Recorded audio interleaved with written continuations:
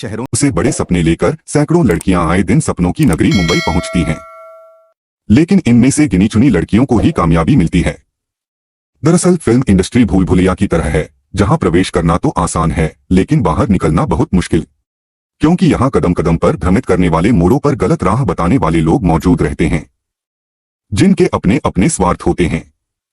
Film industry में एक तरफ जहां श्रीदेवी, माधुरी दीक्षित, हेमा मालिनी, काजोल जैसी अभिनेत्रियों ने अपने अभिनय का परचम लहराया, वहीं दूसरी ओर दिव्या भारती, स्मिता पाटिल, जिया खान, नफीसा जोसेफ, शिखा जोशी, विवेका बाबा, मीनाक्षी थापा और प्रत्युषा बनर्जी जैसी सुंदर व प्रतिभावान अभिनेत्रियों ने भावनाओं में बहकर अथवा अपनी नाकामयाबी की वजह से जान गंवाई। सच तो यह है कि प्राण गंवाने वाली किसी भी अभिनेत्री की मौत का सच कभी सामने नहीं आया। अब ऐसी अभिनेत्रियों में एक और नाम जुड़ गया है, कृतिका उर्फ ज्योति चौधरी का। आइए जानते हैं इस चैनल रियल क्राइम स्टोरी में कृतिका की पूरी कहानी। इस कहानी को पूरा जानने के लिए वीडियो में अंत तक बने रहे। और अगर आपने अभी तक अपने इस चैनल को सब्सक्राइब नहीं किया है तो सब्सक्राइब कर ले और बेल नोटिफिकेशन को भी ऑन कर ले, ताकि मैं कोई भी नई वीडियो अपलोड करूं तो आपको उसका नोटिफिकेशन आ जाए। तो चलिए इस कहानी को शुरू करते हैं। घटना 12 जून 2017 की है। सुबह के करीब 10 बजे का समय था। मुंबई के उपनगर अंधेरी वेस्ट स्थित अंबोली पुलिस थाने के चार्ज रूम में तैनात ड्यूटी अधिकारी को फोन पर खबर मिली कि चार बंगला स्थित SRA भैरवनाथ हाउसिंग सोसाइटी की 5वीं मंजिल के फ्लैट नंबर 503 में से दुर्गंध आ रही है। ड्यूटी पर तैनात अधिकारी ने मामले की डायरी बनाकर इसकी जानकारी सीनियर क्राइम इंस्पेक्टर दयानायक को दी।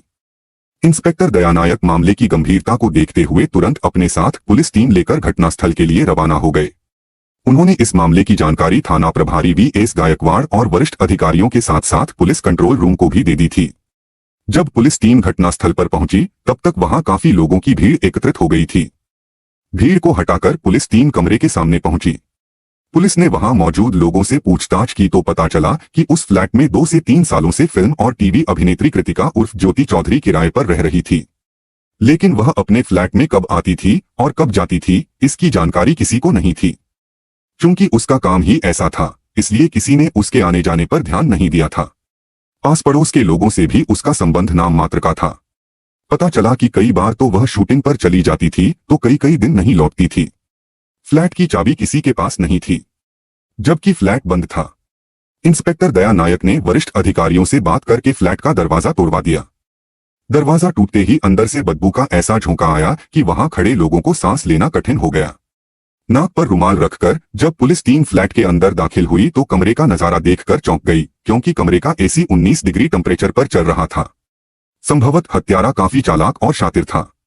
लाश लंबे समय तक सुरक्षित रहे और सड़न की बदबू बाहर न जाए, यह सोचकर उसने AC चालू छोड़ दिया था। लाश की स्थिति से लग रहा था कि कृतिका की 3 से 4 दिनों पहले ही मौत हो गई थी। इंस्पेक्टर दया नायक अभी अपनी टीम के साथ घटनास्थल का निरीक्षण और मृतक कृतिका के पड़ोसियों से पूछताछ कर रहे थे कि अंबोली पुलिस थाने के थाना प्रभारी VS Gaikwad, DCP Paramjeet Singh Dahiya, ACP Arun Chauhan, crime branch CID unit 9 के अधिकारी और फॉरेंसिक टीम भी मौके पर पहुंच गई।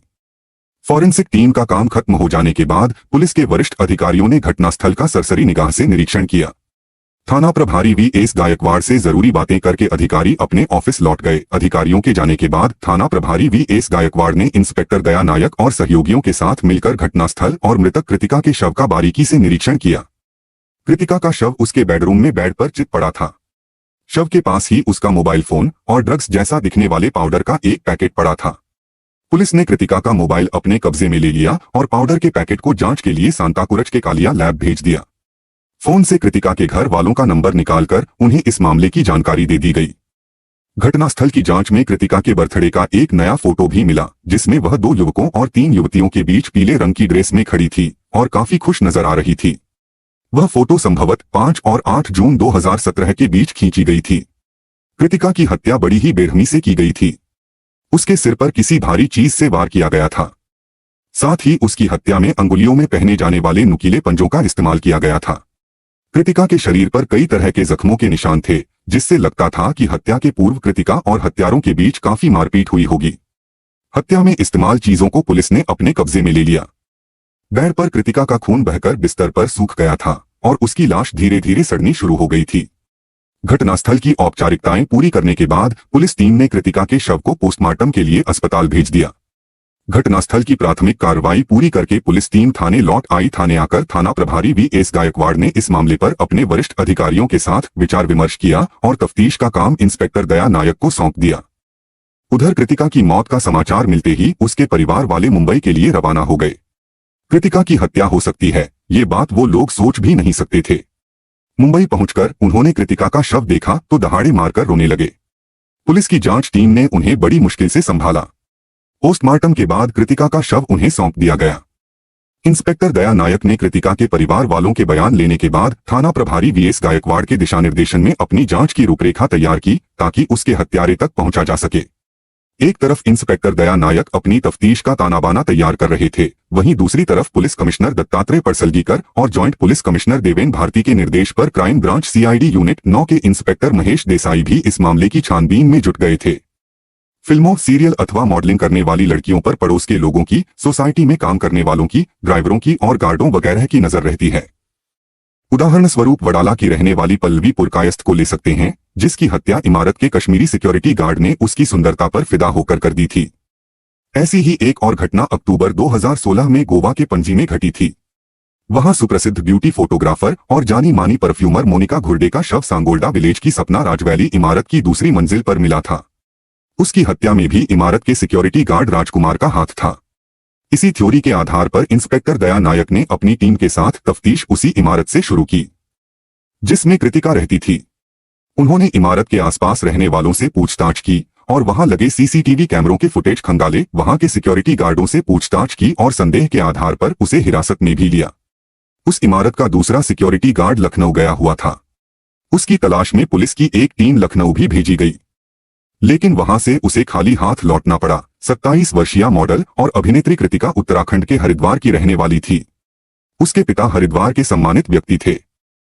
ऐशो आराम में पली बढ़ी कृतिका खूबसूरत भी थी और महत्वाकांक्षी भी। वह ग्लैमर की लाइन में जाना चाहती थी, जबकि उसका परिवार चाहता था कि वह पढ़ लिख कर कोई अच्छी नौकरी करे। कृतिका के सिर पर अभिनय और बॉलीवुड का भूत कुछ इस तरह सवार था कि उसे माँ बाप की कोई भी सलाह अच्छी नहीं लगती थी। वह बॉलीवुड में जाने के लिए स्कूल और कॉलेजों के हर प्रोग्राम में बढ़ चढ़कर हिस्सा लेती थी। इसी के चलते उसे अनेक पुरस्कार और प्रशस्ति पत्र मिल चुके थे। अपनी पढ़ाई पूरी करने के बाद कृतिका बॉलीवुड की रंगीन दुनिया में काम पाने के लिए प्रयास करने लगी। इसके लिए उसने अपना फोटो प्रोफाइल तैयार करा लिया था, जिसे वह विभिन्न विज्ञापन एजेंसियों को भेजती रहती थी। कुछ एक एजेंसियों ने उसे रिस्पॉन्स भी दिया और उसे ऑडिशन के लिए भी बुलाया। मॉडलिंग की दुनिया में वह कुछ हद तक कामयाब भी हो गई थी। इससे उसका हौसला काफी हद तक बढ़ गया। उसे मॉडलिंग के ऑफर मिलने लगे थे। वैसे बता दें कि कृतिका मॉडल नहीं बनना चाहती थी, क्योंकि शरीर के कपड़े उतारकर देह की नुमाइश करना उसे अच्छा नहीं लगता था।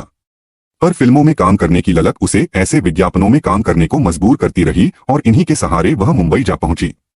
सन 2009 में कृतिका मायानगरी मुंबई आ गई और मॉडलिंग करने लगी। मॉडलिंग के साथ साथ वह बॉलीवुड की दुनिया में भी अपनी किस्मत आजमाती रही। इसी चक्कर में उसने मॉडलिंग एजेंसियों के कई ऑफर भी ठुकराए। परिणाम यह हुआ कि उसके पास मॉडलिंग एजेंसियों के ऑफर आने बंद हो गए। इस बीच वह कई फिल्म निर्माताओं और निर्देशकों से भी मिली, लेकिन उनसे उसे आश्वासन तो मिले पर काम नहीं। इस सब के चलते एक तरह से वह निराशा से घिर गई थी। तभी एक पार्टी में उसकी मुलाकात दिल्ली के बिजनेसमैन राज त्रिवेदी से हुई। जल्दी ही राज त्रिवेदी और कृतिका ने शादी कर ली। शादी के बाद दोनों दिल्ली आ गए, लेकिन कृतिका अपनी शादीशुदा जिंदगी में अधिक दिनों तक खुश नहीं रह पाई और 1 साल में ही राज त्रिवेदी से तलाक लेकर आजाद हो गई। अपनी शादी की असफलता से कृतिका टूट सी गई थी, लेकिन उसने अपने सपनों को नहीं टूटने दिया था। दिल्ली में रहते हुए कृतिका की मुलाकात शातिर ठग विजय द्विवेदी से हुई। विजय द्विवेदी मुंबई के कई बड़े फिल्मी सितारों और राजनेताओं को चूना लगा चुका था, जिनमें फिल्म जगत के जाने माने अभिनेता गोविंदा, टीवी और भोजपुरी फिल्मों की अभिनेत्री श्वेता तिवारी तथा बालाजी टेलीफिल्म्स की मालिक एकता कपूर और कांग्रेस के कद्दावर नेता अमरीश पटेल शामिल थे। 30 वर्षीय विजय द्विवेदी मूल रूप से दिल्ली का रहने वाला था। वह मध्यवर्गीय परिवार से संबंध रखता था, साथ ही सुंदर और आकर्षण व्यक्तित्व का मालिक था। खुद को वह कांग्रेस के कद्दावर नेता जनार्दन द्विवेदी का भतीजा बताकर लोगों को अपना परिचय बड़े ही रौब रुतबे वाले अंदाज में देता था। इससे लोग उसके प्रभाव में आ जाते थे। उसने कृतिका को भी अपना परिचय इसी तरह दिया था। महत्वाकांक्षी कृतिका भी उसके प्रभाव में आ गई। विजय द्विवेदी ने कृतिका को जब दिल्ली के एक मॉल में शॉपिंग करते देखा था, तभी उसने सोच लिया था कि उसे किसी भी कीमत पर पाना है। वह कृतिका की सुंदरता पर कुछ इस तरह रिझा था कि जब तब कृतिका के आसपास शिकारी चील की तरह चक्कर लगाने लगा। आखिर एक दिन उसे कृतिका के करीब आने का मौका मिल ही गया। कृतिका के करीब आते ही वह उसकी तारीफों के पुल बांधने लगा, साथ ही उसने उसकी दुखती रगों पर हाथ भी रख दिया। उसने कहा कि उसके जैसी युवती को मॉडल, टीवी एक्ट्रेस या फिर फिल्म अभिनेत्री होना चाहिए। उसका यह तीर निशाने पर लगा।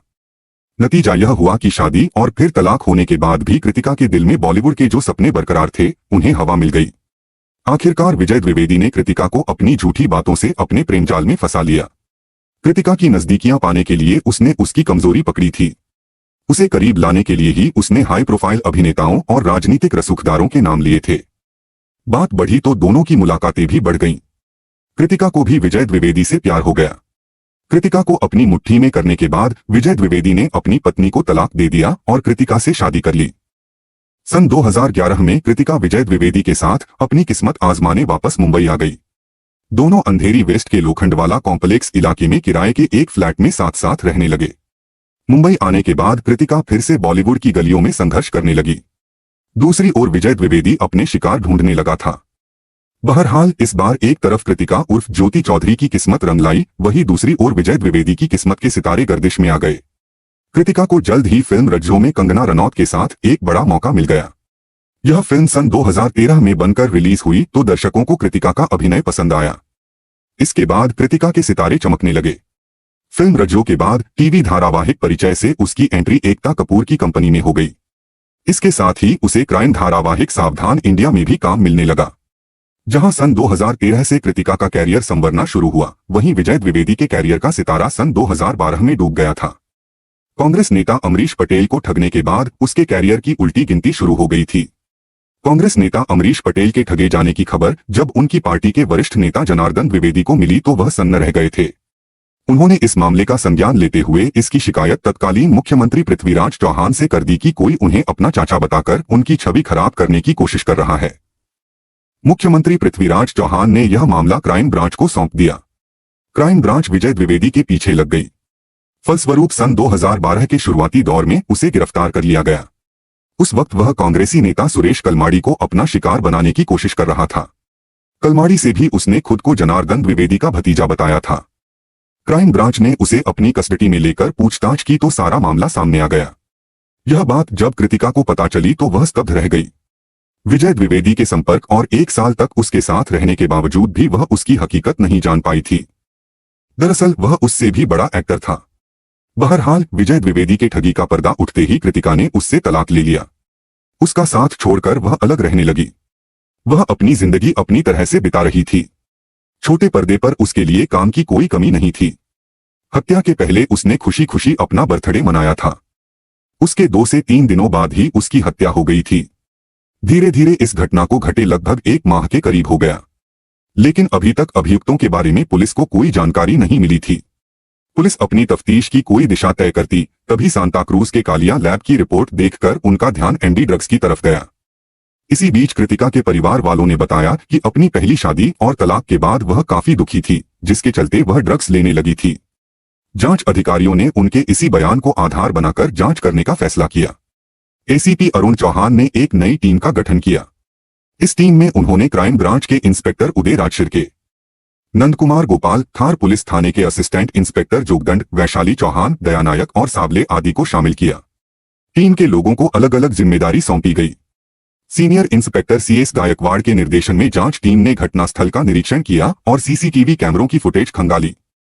इस कोशिश में पुलिस को एक फुटेज में 2 संदिग्ध युवकों की परछाइयां नजर आईं, लेकिन उनका चेहरा स्पष्ट नहीं था। इसके अलावा पुलिस ने करीब 200 लोगों से पूछताछ करने के अलावा कृतिका के फोन की 2 से 3 सालों की कॉल डिटेल्स और डाटा निकलवाया। इसके बाद पुलिस को तफ्तीश की एक हल्की सी किरण नजर आई। इसी के सहारे पुलिस कृतिका के हत्यारे ड्रग्स सप्लायर तक पहुंचने में कामयाब हो गई।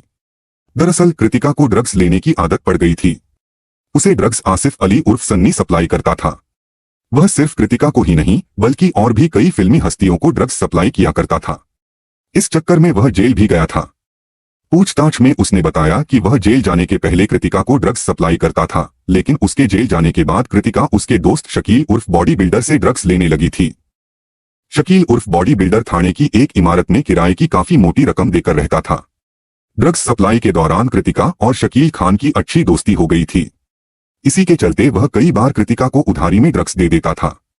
फलस्वरूप कृतिका पर उसके 6,000 रुपए बकाया रह गए थे। कृतिका उसका पैसा दे पाती। उसके पहले ही वह अगस्त 2016 के पहले हफ्ते में जेल चला गया था। शकील नसीम खान के अपने गिने चुने ग्राहक थे।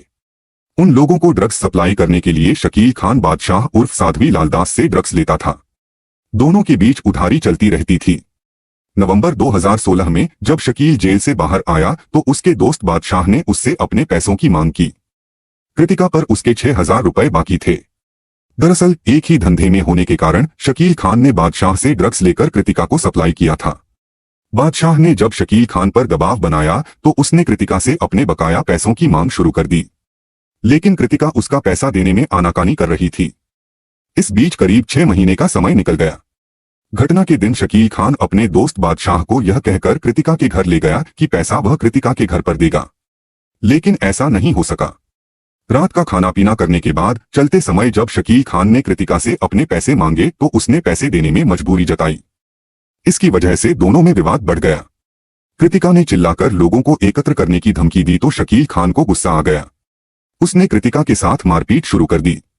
शकील खान के पास लोहे का पंच था जिससे उसने कृतिका पर कई वार किए। इसके अलावा उसने पास पड़ी किसी भारी चीज से भी उसके सिर पर वार कर दिया, जिससे उसकी मौत हो गई। इस बीच उसका दोस्त बादशाह उन दोनों का बीच बचाव करता रहा, लेकिन कृतिका की जान नहीं बच सकी। कृतिका की हत्या करने के बाद शकील खान ने कमरे का एसी चालू कर दिया। उसके बाद कृतिका के बदन के सारे जेवर और 2200 रुपए नकद लेकर बादशाह के साथ वहां से चला गया। बहरहाल इन दोनों अभियुक्तों को पुलिस टीम ने 8 जुलाई को रात को नाला सोपारा और पनवेल से गिरफ्तार कर लिया। पूछताछ में दोनों ने अपना गुनाह स्वीकार कर लिया है।